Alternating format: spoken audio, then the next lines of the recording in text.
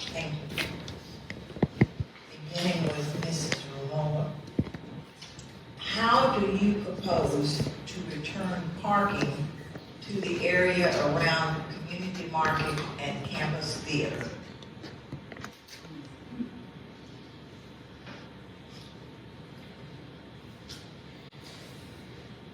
This issue is one that should be solved in the community. Just like anything, any kind of problem that I would hear, I'm always going to say, what is the problem? Why does it exist? What are our options? So in that area, one option is we could tear down a business and replace it with parking. We could charge for parking so that people don't use it as much, maybe they carpool. We can make it easier to walk by, take transit to the market, right? So there's a lot of options to choose from. It wouldn't be up to me to figure out which option to go with. I would want to work with the community to identify what the options are and what we're willing to do, what we're not willing to do, to figure out a path forward working together. And we just have to talk about the trade-offs of each option, identify those, understand how they affect different people in different ways, and then move forward together to make a decision. Ms. DeVinney.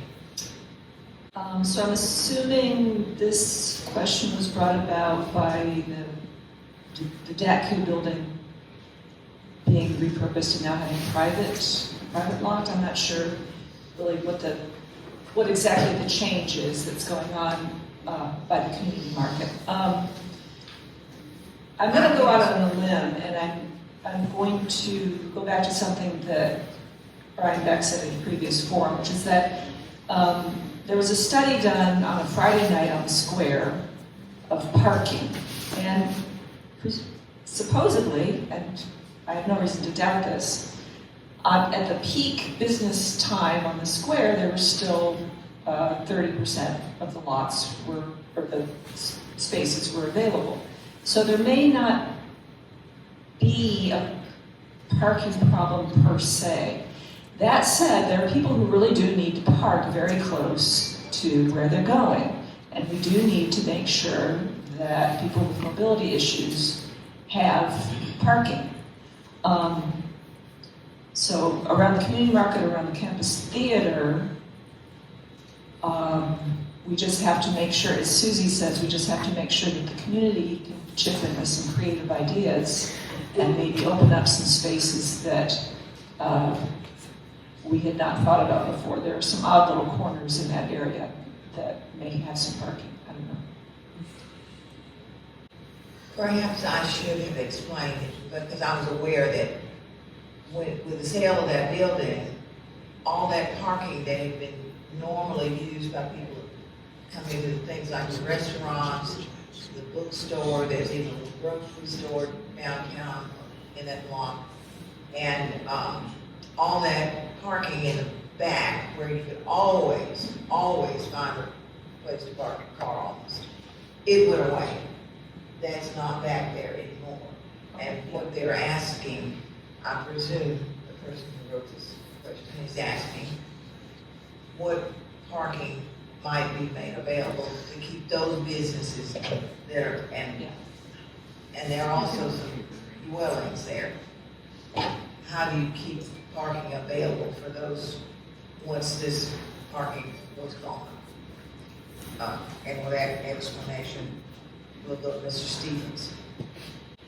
Yeah, I remember this being discussed at our very first forum, and you had a lot of choice words about it, and I think it was a really important conversation to have, because I hear that, and I understand that we have studies that would suggest that we have ample parking, but a lot of this also has to do with lived experiences and where that parking is and how far it takes you to get to where you need to go, and that stuff matters just from an individual's personal experience.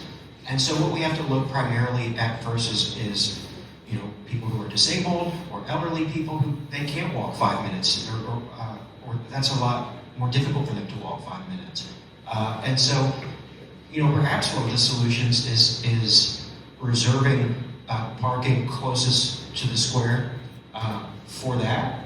Another thing is for these events in town, for example, with the new theater coming to the square, that's something where we could have parking that's away from the square in a vacant parking lot, and just making sure that we have buses going back and forth every few minutes I was just in Richardson at a theater that they just rebuilt, and that was something they did. They had a parking garage that was free a mile away, but it was every 3 minutes they had a bus there to bring people to the location that they needed. And so I think it's just really important to listen to people's lived experiences and talk to them about what would be best for them and try to make policies around that. Thank you.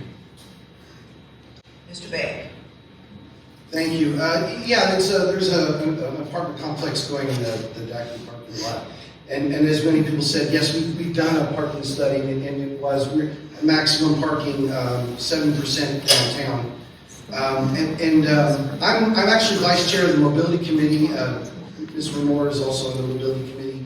And one of the things that we've been looking at are these parking studies. The parking studies there, a citywide parking study, parking across the regions near UNT that have a lot of conflict with students. And one of the things that's becoming clear is that we need to move into the 21st century. We're not going to go to meters, but there are 21st century software approaches.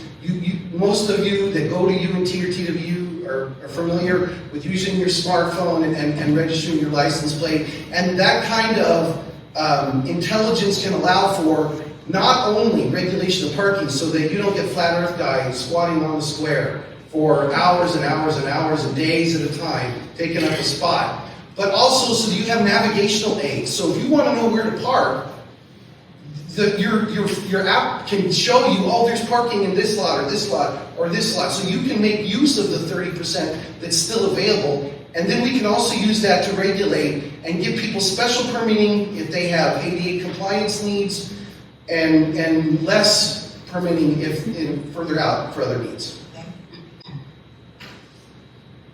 Ms. Ellis? Thank you.